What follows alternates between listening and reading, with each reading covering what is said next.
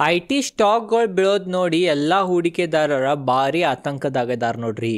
I T ಸ್ಟಾಕ್ಗಳು ಬೀಳೋದ್ರಿಂದ ಎಲ್ಲ investors ಸಾಮಾನ್ಯ ಹೂಡಿಕೆದಾರರ ಆಲ್ಮೋಸ್ಟ್ ಅವ್ರ ಪೋರ್ಟ್ಫೋಲಿಯೋದಾಗಿರೋ ಎಲ್ಲ ಐ ಟಿ ಶೇರ್ಗಳನ್ನು ಸೆಲ್ ಮಾಡಿಬಿಟ್ಟಿದ್ದಾರೆ. ಅದೇ ಕಾರಣ ಎಲ್ಲ ಹೂಡಿಕೆದಾರರಿಗೆ ಏನು ಅನ್ಸತ್ತಿದೆ ಅಂತಂದರೆ ಎಲ್ಲರೂ ಏನು ಸೆಲ್ ಮಾಡತ್ತಾರ ಅದೇ ಥರ ನಾವು ಸೆಲ್ ಮಾಡೋದೇನ. ಇದೇನು ಭಾರತದ ಐ ಟಿ ಕಂಪ್ನಿಗಳಿದ್ದು ಇಷ್ಟು ವರ್ಷ ಆತ ಇನ್ವೆಸ್ಟರ್ಸ್ಗೆ ಚಲೋ ಹಣವನ್ನು ಮಾಡಿಕೊಟ್ಟು ಫ್ಯೂಚರ್ನಾಗ ಮಾಡಿ ಕೊಡಂಗಿಲ್ಲ ಅಂತ ಎಲ್ಲರದು ತಲೆಗ ಕ್ವಶನ್ ಬರತೈತಿ. ಅದರದನ್ನ ಆನ್ಸರ್ ಇವತ್ತು ಕಂಡು ಹಿಡಿಯೋಣ್ರಿ ನಾವು. ಇವತ್ತಿನ ಈ ವಿಡಿಯೋನ್ಯಾಗ ಒಬ್ಬ ಸಾಮಾನ್ಯ ಹೂಡಿಕೆದಾರ ಅಥವಾ ಒಬ್ಬ ಸಾಮಾನ್ಯ ಇನ್ವೆಸ್ಟರ್, ರಿಟೇಲ್ ಇನ್ವೆಸ್ಟರ್ ಯಾವ ಥರ ಈ ಐ ಟಿ ಏನು ಬೀಳತೈತಿ ಈಗ ಆ ಬೀಳೋ ಐ ಟಿನ ಹೂಡಿಕೆ ಮಾಡಬೇಕು ಅಥವಾ ಅದ್ರಾಗಿಂದ ಎಕ್ಸಿಟ್ ತೊಗೋಬೇಕು ಏನು ಹತ್ರ ಹೋಲ್ಡ್ ಇರಬೇಕು ಅಂತ ಎಲ್ಲ ಡಿಟೇಲ್ದಾಗ ಸರಳವಾಗಿ ತಿಳ್ಕೊಂಡು ನೋಡ್ರಿ. ಅದೇ ಕಾರಣ ಈ ವಿಡಿಯೋಗೆ ಲೈಕ್ ಮಾಡಿರ್ಕಿದ್ರೆ ಲೈಕ್ ಮಾಡಿರಿ, ಚಾನಲ್ ಸಬ್ಸ್ಕ್ರೈಬ್ ಮಾಡಿರ್ಕಿದ್ರೆ ಸಬ್ಸ್ಕ್ರೈಬ್ ಮಾಡಿರಿ.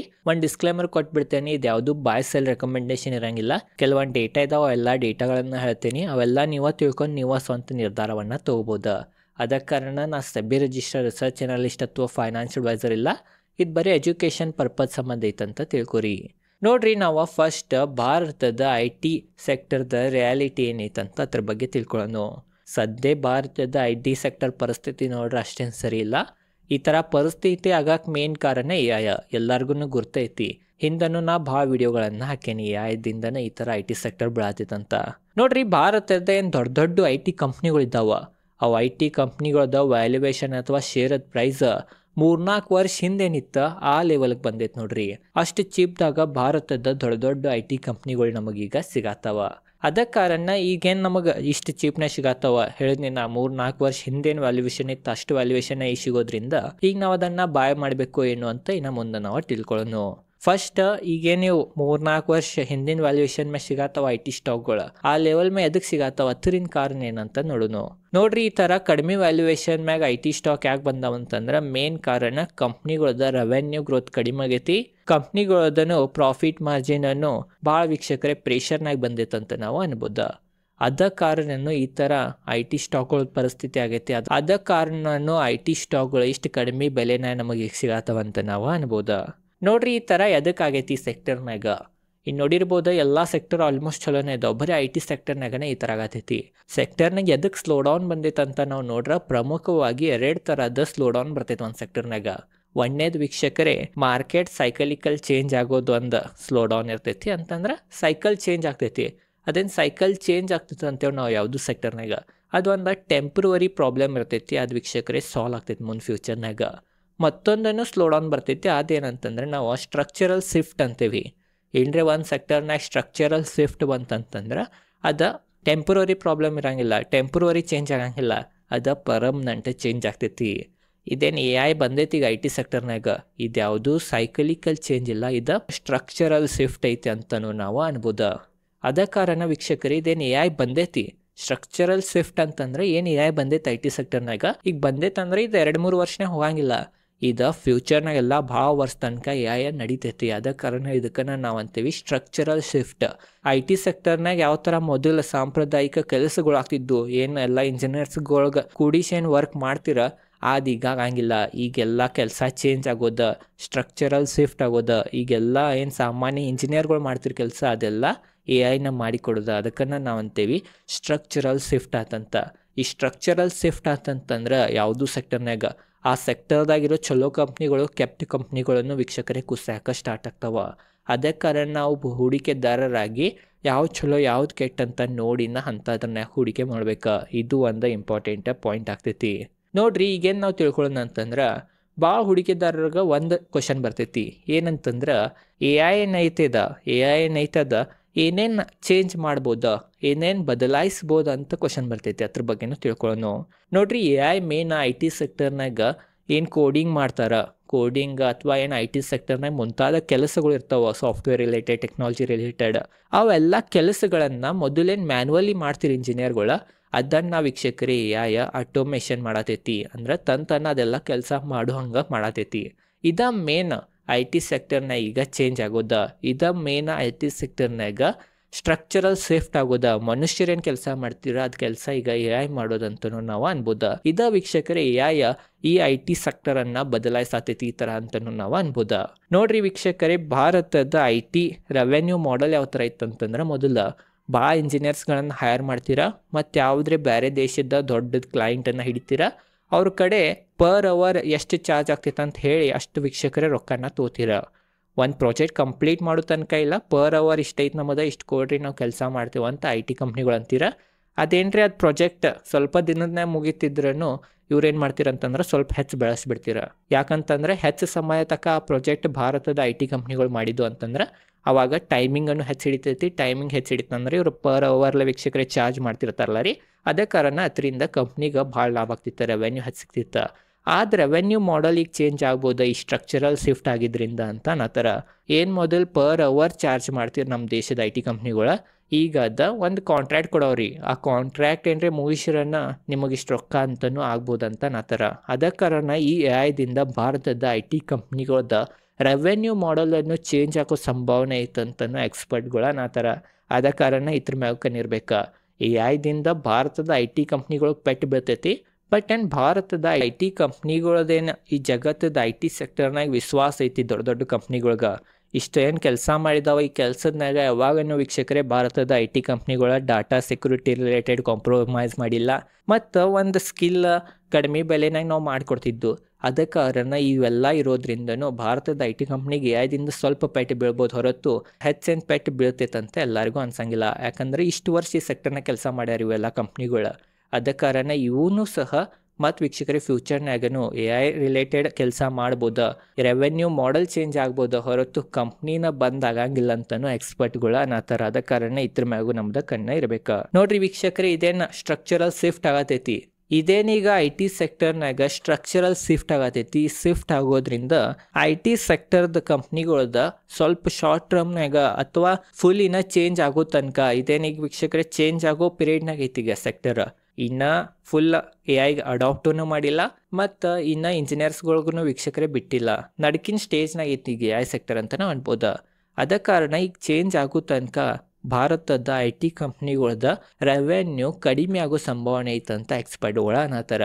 ಬಟ್ ಒಂದ್ಸಲ ಏನ್ರಿ ವೀಕ್ಷಕರೇ ಅದೇನ್ರಿ ಚೇಂಜ್ ಆತ, AI ಅದು ಸ್ವಿಚ್ ಆತ, ಮತ್ತು ನಮ್ಮ ದೇಶದ IT ಕಂಪ್ನಿಗಳು ಅದನ್ನು ಏನ್ರಿ ಅಳವಡಿಸಿದ್ದು ಅಂತಂದ್ರೆ AI ಮಾಡೆಲನ್ನು ಅಳವಡಿಸಿದ್ದು ಅಂತಂದ್ರೆ ಖಂಡಿತವಾಗಿ ಮಾರ್ಜಿನ್ಗಳು ಹೆಚ್ಚಾಗೋ ಸಂಭಾವನೆಯೂ ಹೆಚ್ಚೈತಂತ ಎಕ್ಸ್ಪರ್ಟ್ಗಳು ಅನ್ನತ್ತಾರ.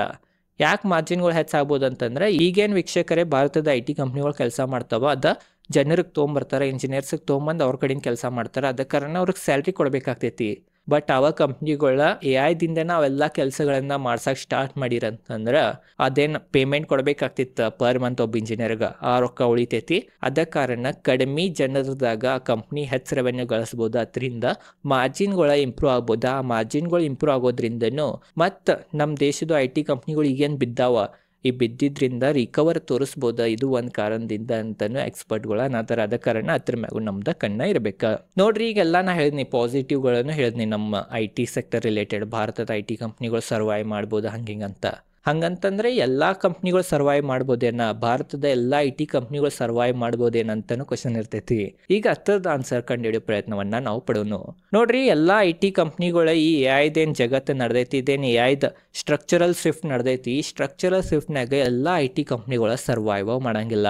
ಮೇನ್ ಅಂತಂದ್ರೆ ವೀಕ್ಷಕರೇ ಹೊಸ IT ಕಂಪ್ನಿಗಳಾಗ್ಲಿ ಅಥವಾ ಸಣ್ಣ IT ಕಂಪ್ನಿಗಳ ಇದೇನು ಸ್ಟ್ರಕ್ಚರಲ್ ಶಿಫ್ಟ್ ನಡೆದೈತಿ, ಈ ಶಿಫ್ಟ್ನಾಗ ಸರ್ವೈವ್ ಆಗೋದ ಬಹಳ ಕಠಿಣ ಅಂತಾನು ಎಕ್ಸ್ಪರ್ಟ್ಗಳು ಅನ್ನತ್ತಾರ. ಅದ ಕಾರಣ ಇದೇನು AI ಸ್ಟ್ರಕ್ಚರಲ್ ಶಿಫ್ಟ್ ನಡೆದೈತಿ, ಈ ಸ್ಟ್ರಕ್ಚರಲ್ ಶಿಫ್ಟ್ದಾಗ ದೊಡ್ಡ ದೊಡ್ಡ IT ಕಂಪ್ನಿಗಳ್ಕಿಂತನೂ ಸಣ್ಣ ಸಣ್ಣ IT ಕಂಪ್ನಿಗಳ್ಗೆ ಭಾಳ ಪೆಟ್ಟು ಬೀಳ್ಬೋದಂತ ಎಕ್ಸ್ಪರ್ಟ್ಗಳು ಅನ್ನತ್ತಾರ. ಯಾಕಂದ್ರೆ ದೊಡ್ಡ ದೊಡ್ಡ IT ಕಂಪ್ನಿಗಳು ಆಲ್ರೆಡಿ ಭಾಳ ವರ್ಷದಿಂದ ಈ ಸೆಕ್ಟರ್ನ ಕೆಲಸ ಮಾಡ್ಕೊಂತ ಬಂದಾವ, ಆ ವಿಶ್ವಾಸವನ್ನು ಗೆದ್ದಾವ ಎಲ್ಲ ಕ್ಲೈಂಟ್ಸ್ ಕಡೆಯಿಂದ. ಅದ ಕಾರಣ ದೊಡ್ಡ ದೊಡ್ಡ IT ಕಂಪ್ನಿಗಳು ಅವ್ರ ಬಿಸ್ನೆಸ್ ಮಾಡಲ್ ಸ್ವಿಚ್ ಆಗ್ಬೋದು ಹೊರತು ಅವು ಕಂಪ್ನಿಗಳು ಮುಚ್ಚಂಗಿಲ್ಲ. ಬಟ್ ಸಣ್ಣ ಸಣ್ಣ ಕಂಪ್ನಿಗಳು, ಅದು ಹೊಸ ಬಂದಿದ್ದ ಕಂಪ್ನಿಗಳು ಈ IT ಜಗತ್ತಿನಾಗ ಇನ್ನೂ ಅಷ್ಟು ವಿಶ್ವಾಸ ಇಲ್ಲ, ಅಷ್ಟು ಟ್ರಸ್ಟ್ ಮಾಡಂಗಿಲ್ಲ ಬೇರೆ ಕಂಪ್ನಿಗಳು. ಅತ್ರಾಗನು ಈ ಥರ ಒಮ್ಮೆ ಸ್ಟ್ರಕ್ಚರಲ್ ಶಿಫ್ಟ್ ಆಗೋದ್ರಿಂದ ಡೈರೆಕ್ಟ್ ಅವಕ್ಕನ್ನ ಪೆಟ್ಟು ಬೀಳೋ ಸಂಭಾವನೆ ಐತಿ. ಯಾಕಂದ್ರೆ ಅವ್ರದ್ದು ಫಂಡಮೆಂಟಲ್ ಅಷ್ಟು ಚಲೋ ಇರಂಗಿಲ್ಲ, ಬಿಸ್ನೆಸ್ ಅದ, ಅವ್ರ ಕಡೆ ಕ್ಯಾಶನೂ ಇರಂಗಿಲ್ಲ. ದೊಡ್ಡ ದೊಡ್ಡ ಕಂಪ್ನಿಗಳ ಕಡೆ ಹೆಂಗೈತೆ ಅಂತಂದ್ರೆ ಭಾರತದ ದೊಡ್ಡ ದೊಡ್ಡ IT ಕಂಪ್ನಿಗಳ ಕಡೆ ಕ್ಯಾಶ್ ಭಾಳ ಐತ್ರಿ ಇವ್ರ ಕಡೆ. ಅದ ಕಾರಣ ಇವರ ಬಿಸ್ನೆಸ್ ಮಾಡೆಲನ್ನು ಸ್ವಿಚ್ ಮಾಡೋ ಕೆಪಾಸಿಟಿಯನ್ನು ಹೊಂದಿದ್ದಾರೆ. ಬಟ್ ಅದ ಕೆಪಾಸಿಟಿ ಸಣ್ಣ ಐ ಟಿ ಕಂಪ್ನಿಗಳು ಹೊಂದಿಲ್ಲ. ಅದ ಕಾರಣ ಇದೇನು ಸ್ಟ್ರಕ್ಚರಲ್ AI ಶಿಫ್ಟ್ ನಡೆದೈತೆ ಐ ಟಿ ಸೆಕ್ಟರ್ನಾಗ, ಅತ್ರಾಗ ವೀಕ್ಷಕರೇ ಸಣ್ಣ ಐ ಟಿ ಕಂಪ್ನಿಗಳಿಗೆ ಭಾಳ ಪೆಟ್ಟು ಬೀಳೋ ಸಂಭಾವನೆ ಹೆಚ್ಚೈತಂತನೂ ಎಕ್ಸ್ಪರ್ಟ್ಗಳು ನಮಗಿಲ್ಲಿ ತಿಳಿಸಿದಾರ. ಅದ ಕಾರಣ ಎಲ್ಲ ಐ ಟಿ ಕಂಪ್ನಿಗಳನ್ನು ಈ AI ಜಗತ್ತಿನಾಗ ಸರ್ವೈವ್ ಮಾಡ್ತಾವಂತ ತಿಳ್ಕೊಳಕ್ ಹೋಗ್ಬೇಡ್ರಿ, ಇದು ನಿಮ್ದ ತಲೆಗ ಇರ್ಬೇಕ. ಮತ್ತೊಂದ್ ಏನಂತಂದ್ರೆ AI ಐ ಟಿ ಸೆಕ್ಟರ್ ಅನ್ನ ತಿಂದು ಬಿಡ್ತೈತೇನ, ಅಂತ್ಯ ಮಾಡ್ಬಿಡ್ತೈತೇನಂತನೂ ಒಬ್ರೊಬ್ರ ತಲೆ ಕ್ವಶನ್ ಐತಿ. ಅದ್ರದ್ದು ಆನ್ಸರ್ ಕಂಡು ಹಿಡಿಯೋ ಪ್ರಯತ್ನ ಪಡೋನು. ನೋಡ್ರಿ, AI ಸೆಕ್ಟರ್ ಐ ಟಿಗ ಅಂತ್ಯ ಮಾಡಂಗಿಲ್ಲ. AI ಮತ್ತು ಐ ಟಿ ಎರಡೂ ಕೂಡಿ ವರ್ಕ್ ಆಗ್ತಾವ. ಅದ ಕಾರಣ ಈಗ ಸದ್ಯ ಆಲ್ರೆಡಿ ನಾ ಹಿಂದೆ ತಿಳಿಸೇನೆ ನಾ ನಿಮಗೆ, ಈಗ ಸದ್ಯ ಸ್ಲೋ ಡೌನ್ ಆಗಿರ್ಬೋದು ಈ ಬಿಸ್ನೆಸ್ನಾಗ. ಬಟ್ ಫ್ಯೂಚರ್ನಾಗ ಒಂದ್ಸಲ ಅಡಾಪ್ಟ್ ಆತಂತಂದ್ರೆ ಎಲ್ಲ ಬಿಸ್ನೆಸ್ಗಳ ಎಲ್ಲ ವೀಕ್ಷಕರ ಐ ಟಿ ಕಂಪ್ನಿಗಳು AI ಅನ್ನ ಸರಿಯಾಗಿ ಬಳಸಿ ಸರಿಯಾಗಿ ಮತ್ತು ರೆವೆನ್ಯೂ ಅನ್ನ ಜನರೇಟ್ ಮಾಡತ್ರ ಅಂತಂದ್ರೆ ಇದು ಐ ಟಿ ಕಂಪ್ನಿಗಳ್ಗೆ ಪಾಸಿಟಿವ್ನ ಐತಿ. ಯಾಕಂತಂದ್ರೆ ಇದರಲ್ಲಿ ಮಾರ್ಜಿನ್ಗಳು ಹೆಚ್ಚಾಗ್ತವ. ಅದ ಕಾರಣ AI ಐ ಟಿಯನ್ನು ಅಂತ್ಯ ಮಾಡಂಗಿಲ್ಲ. ಇನ್ನು ಇದು ಒಂದು ಹೊಸ ಅಪಾರ್ಚುನಿಟಿ ಕೊಡತೈತಿ ಬೆಳ್ಯಾಕ ಐ ಟಿ ಸೆಕ್ಟರ್ಗಂತ ನಾವು ಅನ್ಬೋದು. ಅದ ಕಾರಣ ಇದು ನಿಮ್ದ ತಲೆಗೆ ಇರ್ಬೇಕಾ. ಮತ್ತೊಂದನ್ನ ಏನಂತಂದ್ರೆ ಭಾಳ ಇನ್ವೆಸ್ಟರ್ ಭಾಳ ಹೂಡಿಕೆದಾರರ ಸೆಂಟಿಮೆಂಟ್ ಈಗ ಆಲ್ರೆಡಿ ಕೆಟ್ಟು ಬಿಟ್ಟೈತ್ರಿ. ಇದು ಐ ಟಿ ಸೆಕ್ಟರ್ ಮ್ಯಾಗ ವಿಶ್ವಾಸನ ಅವ್ರಿಗೆ ಬರ್ವತ್ತ. ಅಂಥವ್ರು ಏನನ್ನತ್ತಾರಂತಂದ್ರೆ ಇದೇನು ಉಪಯೋಗ ಇಲ್ಲ, ಈ ಥರ ಏನು ರೊಕ್ಕ ತಕ್ಕೊಳ್ಳೋನು ಸುಮ್ಮ ಮಾರ್ಬಿಡೋನು ಅಂತ ಒಬ್ಬೊಬ್ಬರು ವಿಚಾರ ಮಾಡತ್ತಾರ, ಒಬ್ಬರೊಬ್ರು ರಿಟೇಲ್ ಇನ್ವೆಸ್ಟರ್. ಅದ ಕಾರಣ ವೀಕ್ಷಕರೇ ಆ ಥರನೂ ನೀವು ಮಾಡ್ಬೋದು. ಯಾಕಂತಂದ್ರೆ ಸ್ಟಾಕ್ ಮಾರ್ಕೆಟ್ನಾಗ ಹಣ ಮಾಡೋಕೆ ಐ ಟಿ ಸೆಕ್ಟರ್ ಅಷ್ಟೇ ಇಲ್ಲ, ಬೇರೆ ಸೆಕ್ಟರ್ನೂ ಇದಾವ. ಈ ಸೆಕ್ಟರ್ ಮ್ಯಾಗ ನಿಮಗೆ ವಿಶ್ವಾಸನ ಬರವತ್ತ, ಈ ಸೆಕ್ಟರ್ನಾಗ ಹೂಡಿಕೆ ಮಾಡಕ್ಕೆ ನಿಮಗೆ ಧೈರ್ಯನ ಆವತ್ತಂತಂದ್ರೆ ಖಂಡಿತವಾಗಿ ನೀವು ಈ ಸೆಕ್ಟರ್ದಾಗಿಂದ ರೊಕ್ಕನ ತಕೊಂಡು ಬೇರೆ ಸೆಕ್ಟರ್ನಾಗೂ ರೊಕ್ಕ ಹಾಕಿ ರೊಕ್ಕನ ಮಾಡ್ಬೋದ. ಅಷ್ಟೇನು ಧೈರ್ಯ ತೋರಿಸೋ ಅವಶ್ಯಕತೆನೂ ಇಲ್ಲ. ಬಟ್ ಯಾರಿಗ ಈ ಸೆಕ್ಟರ್ ಫ್ಯೂಚರ್ನಾಗ ಹಿಂದೆ ಹೆಂಗೆ ರಿಟರ್ನ್ ಕೊಟ್ಟೈತೆ ಅದೇ ಥರ ಕೊಡ್ತೈತಂತ ಯಾರಿಗೆ ವೀಕ್ಷಕರೇ ಏನ್ರಿ ವಿಶ್ವಾಸ ಇತ್ತಂತಂದ್ರೆ ಅಂಥವ್ರು ಖಂಡಿತವಾಗಿ ಇದ್ರಾಗ ಹೂಡಿಕೆ ಮಾಡ್ಬೋದ. ಒಂದು ಲೈನ್ ಹೇಳ್ತೀನಿ, ಈ ಲೈನು ನಿಮ್ಮ ತಲೆ ಇರಬೇಕಾ. ನೋಡ್ರಿ, ಐ ಟಿದಾಗಿಂದ ಹಣ ಏನ್ರ ತಕ್ಕೋಬೇಕಂತ ನಿಮ್ಮ ತಲೆ ವಿಚಾರ ಬಂದಿತ್ತಂದ್ರೆ ಇದು ಒಂದು ಇಮೋಷ್ನಲ್ ಡಿಸಿಷನ್ ಆಗಿರ್ಬೋದ. ಬಟ್ ವೀಕ್ಷಕರೇ ಅದೇನ ಲಾಜಿಕಲ್ ಡಿಸಿಷನ್ ಆಗಿರಂಗಿಲ್ಲ ಅಂತ ಎಕ್ಸ್ಪರ್ಟ್ಗಳನ್ನು ಅನ್ನತ್ತಾರ. ಅದ ಕಾರಣ ನಿಮಗೆ ತಕ್ಕೊಂಡು ಬೇರೆ ಸೆಕ್ಟರ್ನ ಹಾಕ್ಬೇಕಂತಂದ್ರೆ ಅದು ನೀವು ಹಾಕ್ಬೋದ, ಬಟ್ ಅದು ಇಮೋಷ್ನಲ್ ಡಿಸಿಷನ್ ಆಗಿರ್ಬೋದ. ಬಟ್ ಬೇರೆ ಕಡೆನೂ ರೊಕ್ಕ ಆಗ್ತಾವೆ, ಐ ಟಿನಾಗನ ಆಗ್ತೈತೆ ಅಂತೇನಿಲ್ಲ. ಅದ ಕಾರಣ ಅದು ನೀವು ಯೋಚನೆ ಮಾಡಿನ ಹೂಡಿಕೆ ಮಾಡಿರಿ. ಇಲ್ಲಿಂದ ಏರ್ತೈತೋ ಇಲ್ಲೋ ನಿಮಗೇನು ಅನ್ಸತೈತಿ ಮನಸ್ಸಿನಾಗ ಆ ತಿಳ್ಕೊಂಡನ ನೀವು ಹೂಡಿಕೆ ಮಾಡಿರಿ. ಏನ್ರಿ ನಿಮಗೆ ಈ ಸೆಕ್ಟರ್ನಾಗ ಧೈರ್ಯ ಆವತ್ತಂದ್ರೆ ಹೂಡಿಕೆ ಮಾಡಕ್ಕೆ ನೀವು ಖಂಡಿತವಾಗಿ ಈ ಸೆಕ್ಟರ್ನ ರೊಕ್ಕ ತೆಗೆದು ಬೇರೆ ಸೆಕ್ಟರ್ನಾಗ ಹೂಡಿಕೆ ಮಾಡ್ಬೋದ. ಮತ್ತೊಂದು ಇಂಪಾರ್ಟೆಂಟ್ ಪಾಯಿಂಟ್ ಏನಂತಂದ್ರೆ ಡೈವರ್ಸಿಫಿಕೇಶನ್. ನಿಮ್ಮ ಪೋರ್ಟ್ಫೋಲಿಯೋನಾಗ ಎಲ್ಲ ಸೆಕ್ಟರ್ನಾಗ ಸ್ವಲ್ಪ ರೊಕ್ಕ ಇರಬೇಕು. ಏನ್ರಿ ನಿಮ್ದು ಪೋರ್ಟ್ಫೋಲಿಯೋನಾಗ ಐ ಟಿ ಸೆಕ್ಟರ್ನಾಗ ನಿಮ್ದೇನು ಓವರ್ ಆಲ್ ಪೋರ್ಟ್ಫೋಲಿಯೋ ಐತಿ ಅದ್ರದ್ದು 10% ಕಡಿಮೆ ಇತ್ತಂತಂದ್ರೆ ರೊಕ್ಕ ಐ ಟಿ ಸೆಕ್ಟರ್ನಾಗ ಖಂಡಿತವಾಗಿ ನೀವು ಮತ್ತು ಐ ಟಿ ಸೆಕ್ಟರ್ ಈ ಥರ ಕುಸಿದಾಗ ಹೂಡಿಕೆ ಮಾಡೋದ್ರ ಬಗ್ಗೆ ಯೋಚನೆ ಮಾಡ್ಬೋದಾ. ಈ ಥರ ಏನ್ರೆ ಡೈವರ್ಸಿಫೈ 10% ಎಲ್ಲ ಸೆಕ್ಟರ್ನಾಗ ಡೈವರ್ಸಿಫೈ ಆಯ್ತಂದ್ರೆ ನಿಮ್ಮ ಪೋರ್ಟ್ಫೋಲಿಯೋನಾಗ ತಪ್ಪು ಐ ಟಿ ಫುಲ್ ಬಿದ್ರೂ ನಿಮಗೆ ಹೆಚ್ಚು ಫರಕ್ ಬೀಳಂಗಿಲ್ಲ. ಬೇರೆ ಸೆಕ್ಟರ್ಗಳು ನಿಮಗೆ ಚಲೋ ರಿಟರ್ನ್ ಕೊಡ್ತಾವ.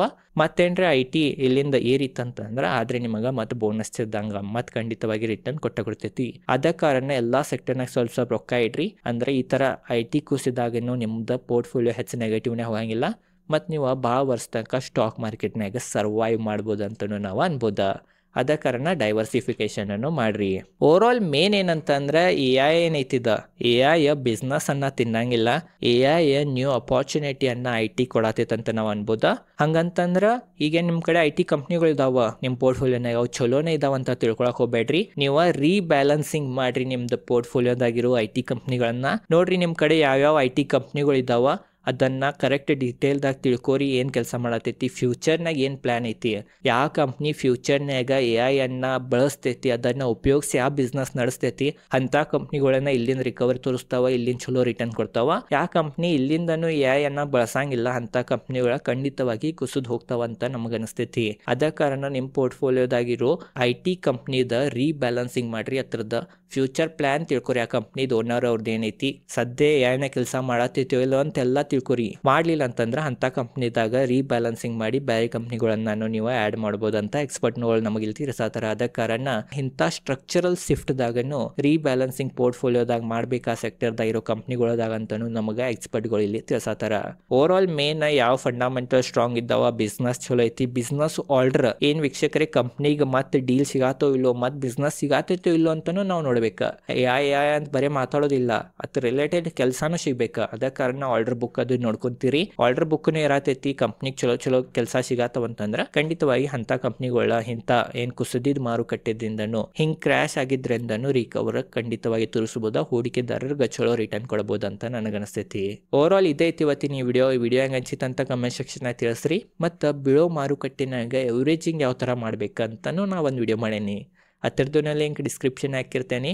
ಮತ್ತೊಂದು ವೀಕ್ಷಕರ ಒಂದು ಪುಸ್ತಕ ಸಮ್ಮರಿ ಐತಿ, ಅದು ಸಹ ನೀವು ವಿಡಿಯೋ ನೋಡಿದ್ರೆ ಅಂತಂದ್ರೆ ಈ ಕುಸಿಯೋ ಮಾರುಕಟ್ಟೆನ ನಿಮಗೆ ಧೈರ್ಯ ಬರ್ತೈತಿ. ಕುಸಿಯೋ ಮಾರುಕಟ್ಟೆನಾಗ ದೊಡ್ಡ ಹೂಡಿಕೆದಾರರು ಯಾವ ಥರ ಥಿಂಕ್ ಮಾಡ್ತಾರ ಅಂತ ಅದ್ರ ಬಗ್ಗೆನೂ ನಿಮಗೆ ಗೊತ್ತಾಗ್ತೈತಿ.